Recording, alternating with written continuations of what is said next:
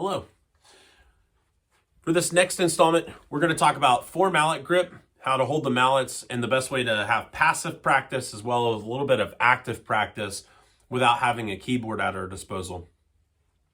For the first step to this, we're going to build up our outside mallets on the outside portion of our hands, the ones closest to our pinky fingers.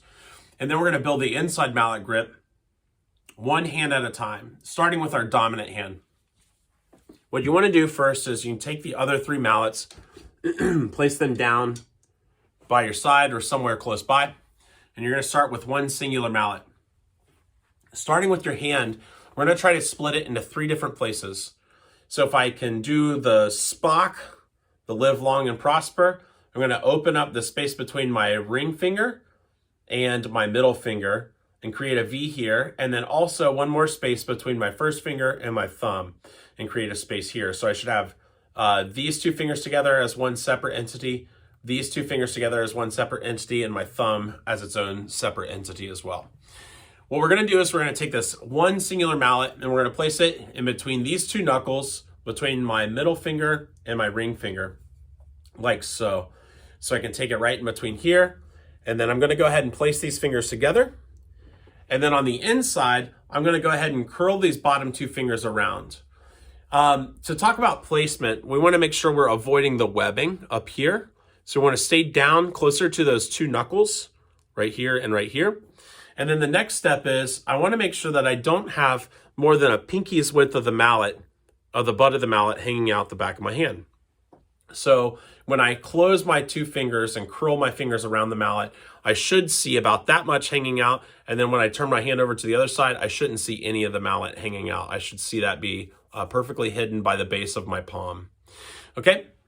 The next step to this is the pressure point. So my pinky is actually the most pressure that I have around this mallet. I'm using my ring finger to guide the mallet and to hold on to it, but I'm using more pressure on my pinky to hold it in place. Okay. So the next step after that is we're going to leave this all tucked together and in the same spot. I'm going to go ahead and turn my hand over so that I have got my palm facing up towards the ceiling. I'm going to grab my next mallet and I'm going to go ahead and place that into the center of my palm, like so. So now that I've got the butt of this mallet into the center of my palm, I'm going to go ahead and take my hand and turn it over 90 degrees so that my thumb's on top facing straight up towards the ceiling. I'm going to take my middle finger and I'm going to curl around this mallet, and then I'm going to let the mallet rest on the first knuckle joint right here on my first finger, like so. And then take your thumb and place your thumb right on top of it like that. And so this is your inside mallet. So what we should have, if I take the outside mallet out, is I should have a grip that has my middle finger curled around. And this is my pressure point here, same as my pinky was my pressure point for my outside mallet. Now my middle finger is the pressure point for my inside mallet. And then the mallet comes down. It rests against this fat part of the thumb, or the chicken wing as I like to call it. And it rests across the first knuckle of the first finger, and your thumb connects on top. This part of the grip is called the perch, similar to a bird. Let's think of the mallet as a bird sitting on the perch. And then the thumb goes across the top and clicks into place kind of like a seat belt so that this mallet doesn't have any room to wiggle outside of here. Cool? This is a passive part of our grip. So we don't actually apply pressure here. We don't squeeze the mallets or anything. The pressure comes from the middle finger here, curling around the base of the inside mallet. So once this is all together, we should have something that looks like this on the inside of our hand. You'll see that there's separation between the back mallet, or the outside mallet here, these back 2 fingers, and the inside mallet here, the middle finger and the inside mallet, the butt of the mallet into the center of my palm. Not at any point in time should these fingers come in contact with this mallet, or vice versa, this mallet come in contact with these fingers, or these mallets get switched on the inside. Cool. So these mallets should sit in your hand like this the entire time, and you should have a nice even grip.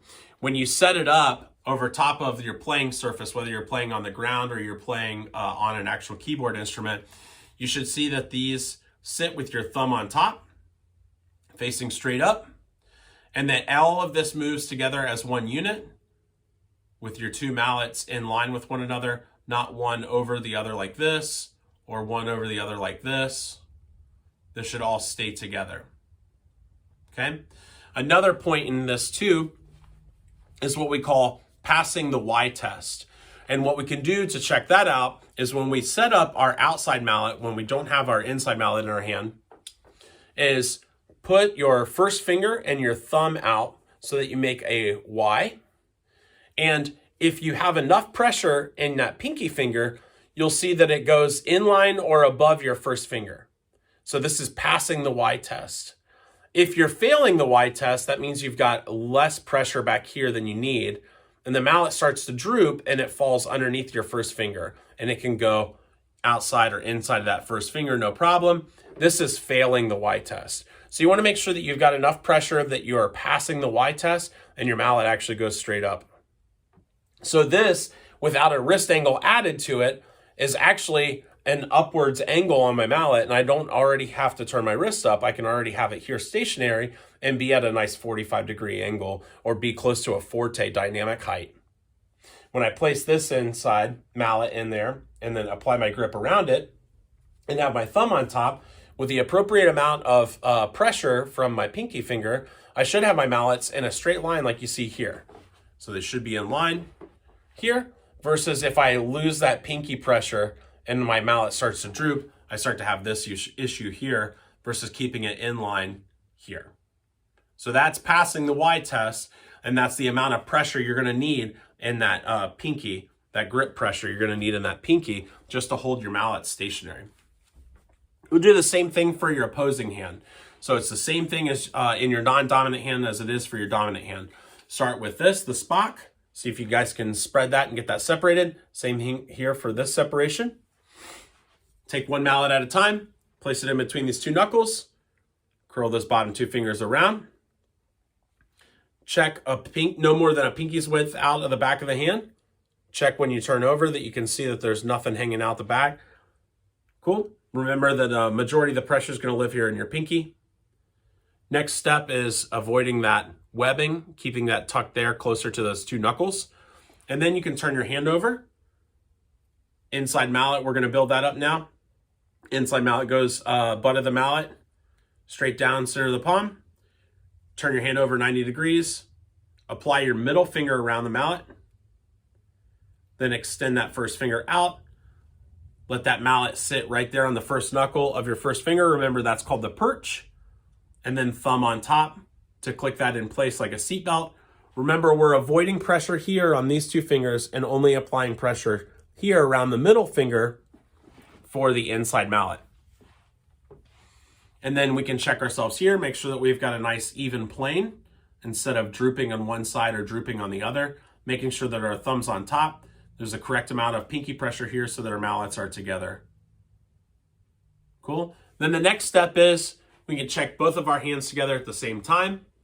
So we can go from different wrist angles and make sure that as we turn up and turn down, we don't start to see mallets droop one way or another. We're just using our wrists only to turn up and turn down. We're not rotating yet.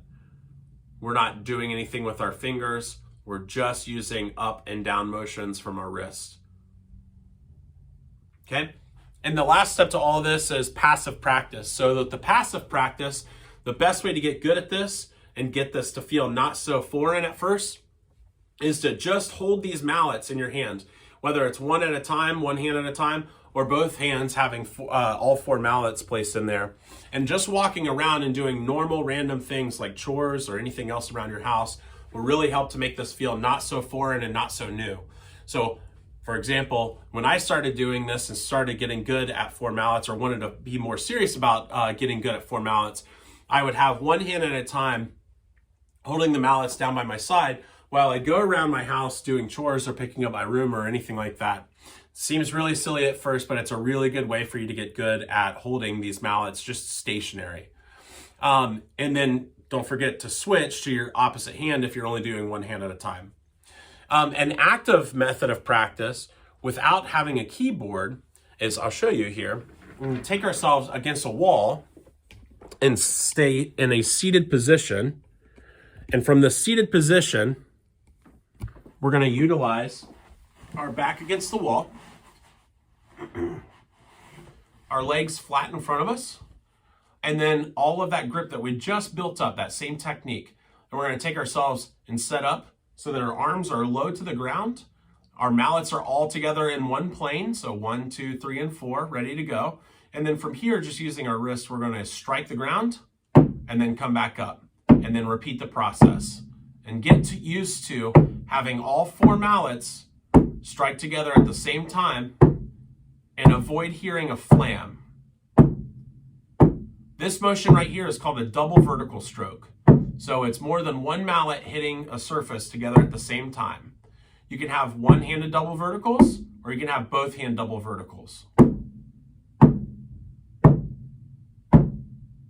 All right, that's it. Happy practicing.